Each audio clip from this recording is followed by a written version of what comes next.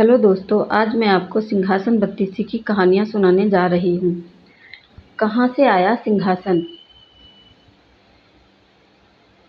प्राचीन समय की बात है। उज्जैन में राजा भोज राज्य करते थे। वह बड़े दानी और धर्मात्मा थे। उनके बारे में यह प्रसिद्ध था कि वह ऐसा न्याय करते हैं कि दूध का दूध और पानी का पानी अलग हो जाए।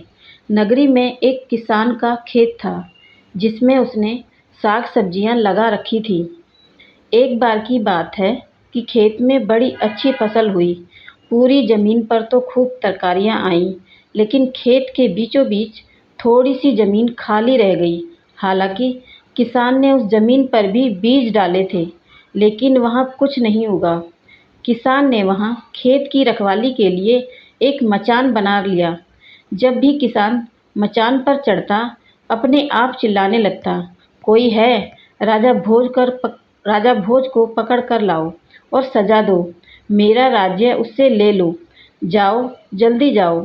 सारी नगरी में आग की तरह फैल गई और राजा भोज के कानों में पहुंची। राजा ने कहा, मुझे उस खेत पर ले चलो। मैं सारी बातें अपनी आंखों से देखना और कानों से सुनना चाहता हूँ। राजा भोज जब उस जगह पहुंचे तो उन्होंने भी वही देखा कि किसान मचान पर खड़ा है और कह रहा है, राजा भोज को फौरन पकड़ो और लाओ और मेरा राज्य उससे ले लो। यह सुनकर राजा चिंतित हो गए। चुपचाप महल में लौट आए। उन्हें रात भर नींद नहीं आई। सवेरा होते ही उन्होंने राज्य के ज्योतिषियों और जानकार पंडितों को इकट्ठा किया। उन्होंने अपनी गोपनीय विद्या से पता लगाया कि उस मचान के नीचे कुछ छिपा है।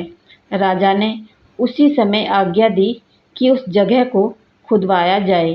खोदते खोदते जब काफ़ी मिट्टी निकल गई तो अचानक एक सिंहासन प्रकट हुआ। सिंहासन के चारों ओर 8-8 पुतलियाँ, यानी कुल 32 पुतलियाँ खड़ी थीं। सबके अचरज का ठिकाना न रहा।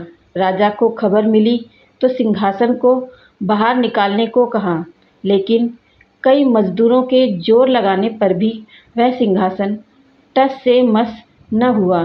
तब एक पंडित ने कहा कि यह सिंहासन देवताओं का बनाया हुआ है, अपनी जगह से तब तक नहीं हटेगा जब तक कि राजा स्वयं इसकी पूजा अर्चना न करें। राजा ने ऐसा ही किया। पूजा अर्चना करते ही सिंहासन ऐसे ऊपर उठ गया मानो फूलों का हो। राजा बड़े खुश हुए। सिंहासन में कई तरह के रत्न जड़े थे, जिनकी चमक अनूठी थी। सिंहासन के चारों ओर 32 पुतलियां थीं। उनके हाथ में कमल का एक एक फूल था। राजा ने हुक्म दिया कि खजाने से रुपया लेकर सिंहासन दुरुस्त करवाएं। सिंहासन सुंदर होने में 5 महीने लगे। अब सिंहासन दमक उठा था। जो भी देखता देखता ही रह जाता। पुतलियाँ ऐसी लगती मानो अभी बोल उठेंगी। राजा ने पंडितों को बुलाया और कहा, आप लोग कोई अच्छा मुहूर्त निकालें। उस दिन मैं इस सिंहासन पर बैठूंगा। दिन तय किया गया। दूर दूर तक लोगों को निमंत्रण भेजे गए। तरह तरह के बाजे बजने लगे। महल में खुशियाँ मनाई जाने लगीं। पूजा के बाद जैसे ही राजा ने अपना दाहिना पैर सिंहासन पर रखना चाहा कि सारी पुतलियाँ खिलखिलाकर हंस पड़ी। लोगों को बड़ा अचंभा हुआ कि यह बेजान पुतलियाँ कैसे हंस पड़ी। राजा ने अपना पैर खींच लिया और पुतलियों से पूछा, ओ सुंदर पुतलियों, सच सच बताओ कि तुम क्यों हंसी?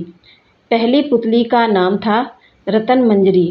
राजा की बात सुनकर वह बोली, राजन, आप बड़े तेजस्वी हैं, धनी हैं, बलवान हैं, लेकिन इन सब बातों का आपको घमंड भी है।